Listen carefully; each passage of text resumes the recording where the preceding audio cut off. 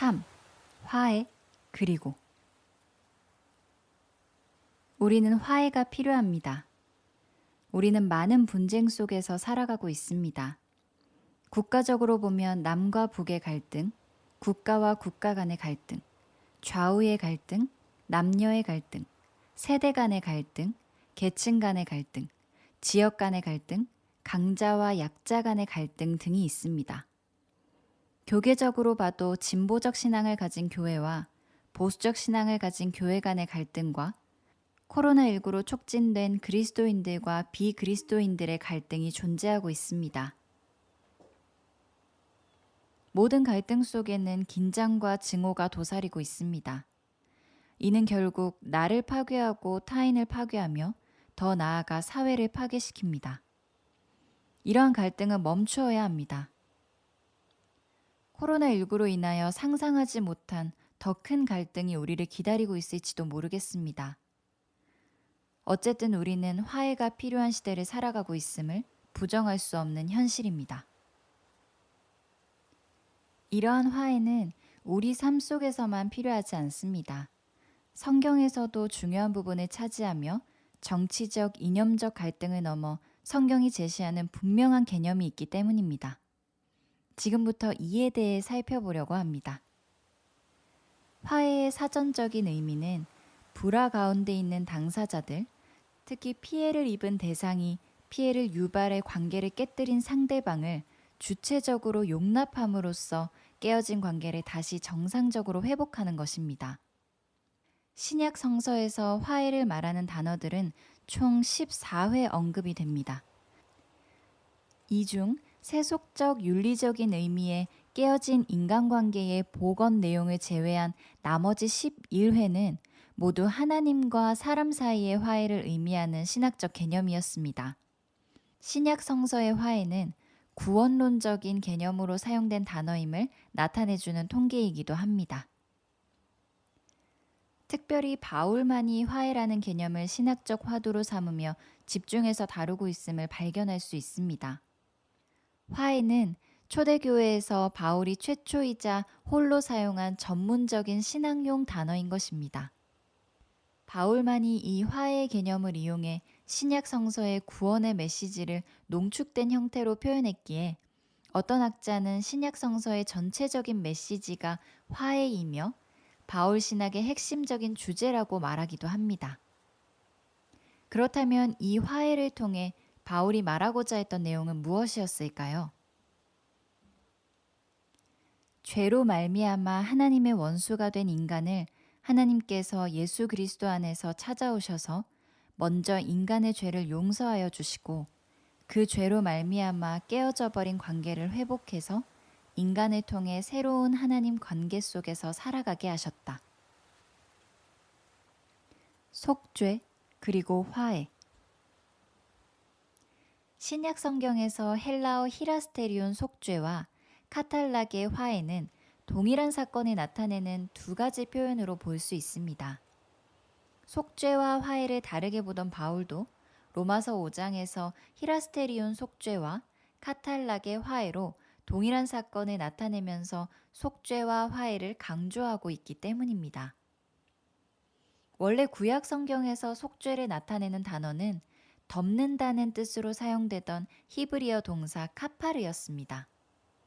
이 단어는 속죄하다는 의미뿐만 아니라 달래다, 화해하다, 사하다, 그리고 용서하다는 뜻으로도 사용되었는데 제사장이 주격으로 나오는 동사에서는 속죄를 이행하다는 뜻으로 구성되며 진정시키다, 씻다는 의미로까지 이해되었습니다.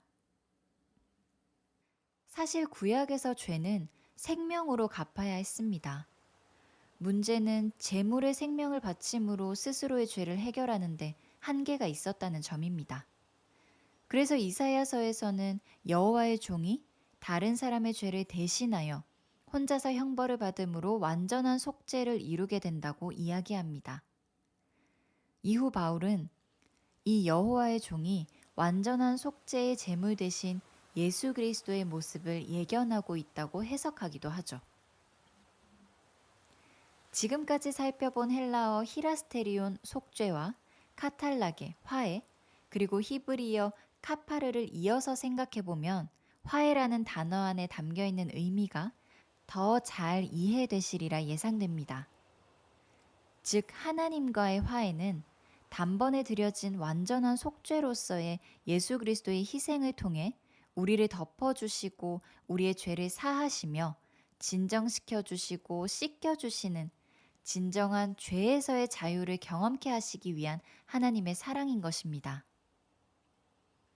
여기서 한 가지 기억해야 할 점은 하나님은 항상 화해의 주체가 되십니다. 하나님은 화해의 대상이 될 수 없으시고 항상 화해의 주체가 되십니다. 왜일까요?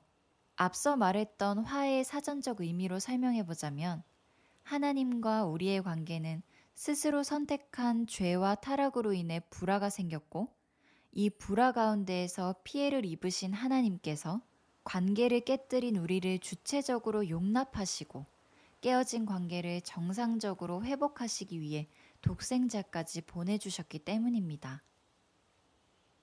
하나님이 화해의 주체시라면 화해의 대상은 우리 그리고 세상입니다.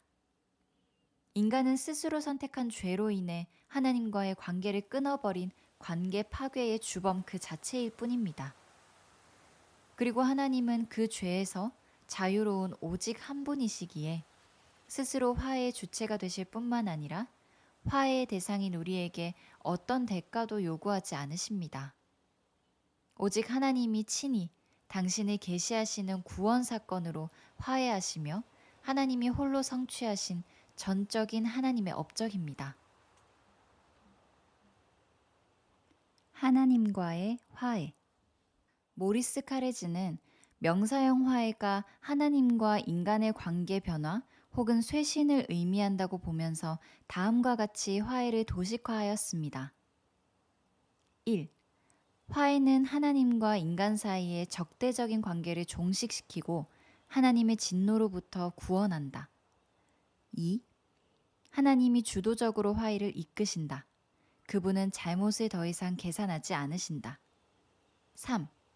그리스도는 화해의 도구이시다. 4. 사도들은 평화를 체결하는 사명과 평화를 공표하고 전달하는 사절이다. 5. 이를 받아들이는 것은 각자의 몫이며 여기서 나온 결과가 새로운 창조다. 새로운 창조물이 있다면 새로운 창조가 있다라고 본 모리스 카레즈는 바울의 새로운 창조의 개념을 그리스도와 연결했습니다. 하나님과의 화해를 통해 그리스도의 사랑을 얻어 새로운 창조물이 된 인간은 이전과는 다른 새로운 존재가 되었다고 이해한 것입니다. 이러한 갱신은 다시 새롭게 함 또는 다시 새로워짐으로 정의되는데 신약 성경에 나타나는 헬라어 아나카이노시스, 새롭게 함과 뜻이 통하는 개념이기도 합니다.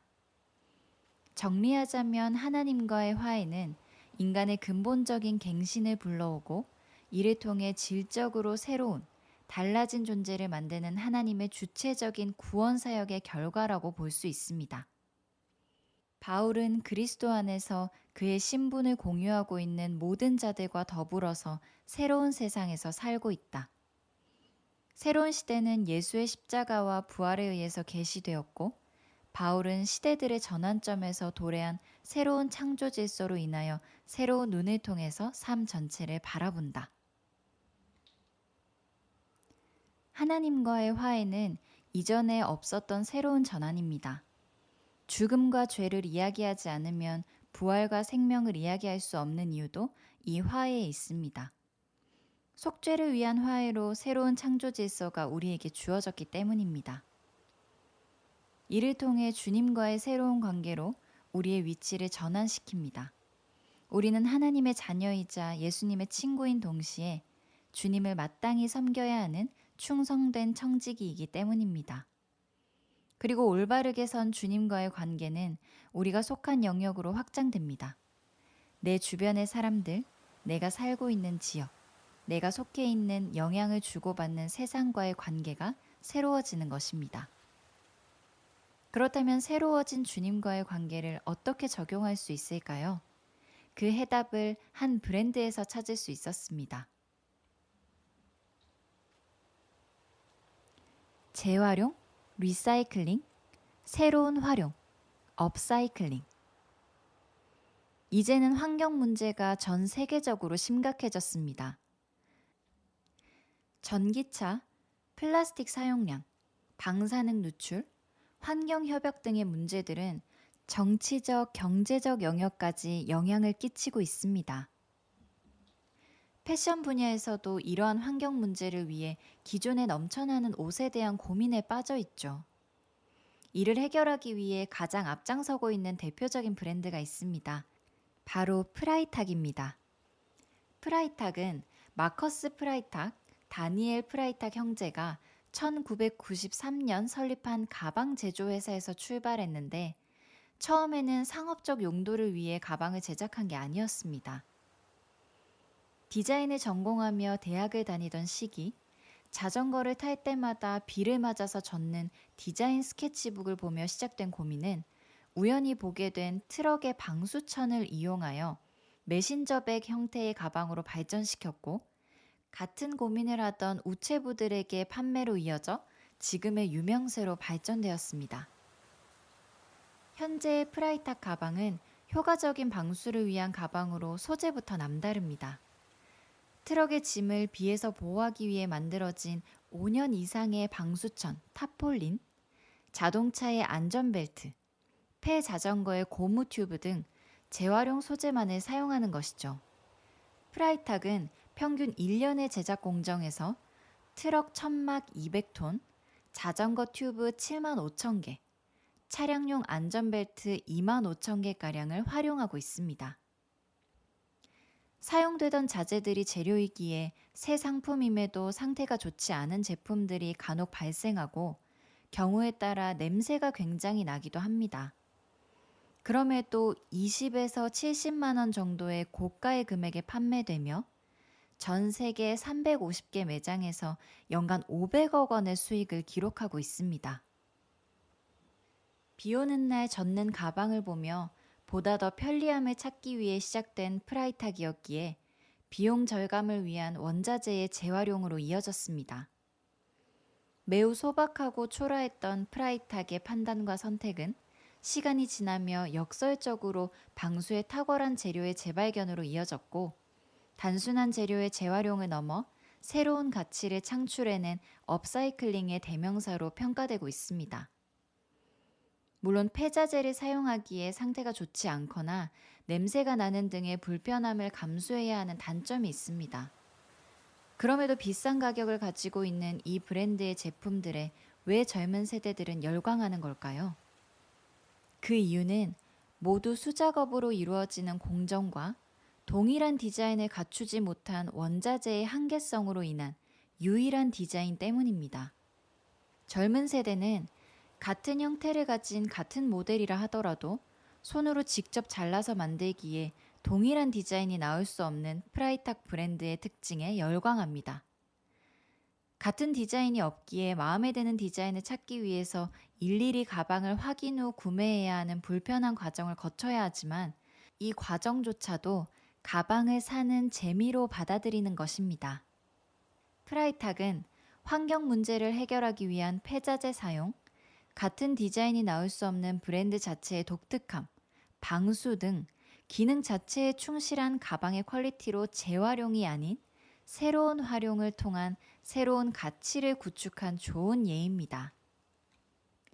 새로운 창조, 리크리에이션. 이제 우리는 눈을 돌려 망가진 부분을 고치고 다듬되 고유의 독특함이 재발견된 교회를 바라봅니다. 얼핏 쓰레기로만 보일 수 있는 폐자재들을 구분해 새로운 활용으로 새로운 가치를 구축했던 프라이탁처럼 교회를 바라본다면 어떨까요? 교회 안에 섞여 있는 폐기해야 할 부분들을 골라내고 교회가 스스로 가지고 있었던 고유한 특성, 독특성을 재발견하게 된다면 아직 교회에는 희망이 있지 않을까요? 프라이탁이 짐을 포장하던 폐방수천을 단순한 쓰레기로 보지 않고 방수 소재로 다시 사용해 보겠다며 전환된 발상을 가졌을 때 새로운 역사를 써내려갔듯이 교회도 어지럽게 섞여 있는 여러 요소들을 재발견하고 활용할 때 새로운 창조라는 새로운 가치를 만들어낼 수 있습니다. 특별히 창조의 원리와 질서를 다시 되찾고 회복하는 이러한 과정들은 교회의 머리이자 주인이시며 왕 되신 하나님과의 화해를 완성하기 위한 필수적인 요건입니다. 그렇기에 우리는 아직 교회를 포기하지 않으신 하나님의 창조의 손길을 반드시 발견해야만 합니다. 또한 각자가 하나님께서 주시는 강력한 믿음을 가진 개인이 되어 강력한 믿음의 공동체를 재건해야 합니다. 이렇게 재창조된 교회는 유진 피터슨의 표현대로 새로운, 즉 원래의 상태가 회복된 공동체가 됩니다. 단순한 건물이나 장소를 넘어 하나님의 백성들이 모이는 모임, 에클레시아의 정체성을 회복할 수 있는 것입니다. 하나님이 지으신 그 모든 것을 보시니 보시기에 심히 좋았더라. 창세기 1장 31절 말씀. 세상은 본래 하나님 보시기에 좋았습니다. 그래서 창세기 1장에는 하나님 보시기에 좋았다라고 7번이나 기록되어 있는 것이죠. 이렇게 아름다운 창조 세계는 아담과 하와를 통한 하나님 나라의 통치가 이루어지며 분쟁이나 다툼, 위협이 없고 평화가 가득한 곳이었습니다.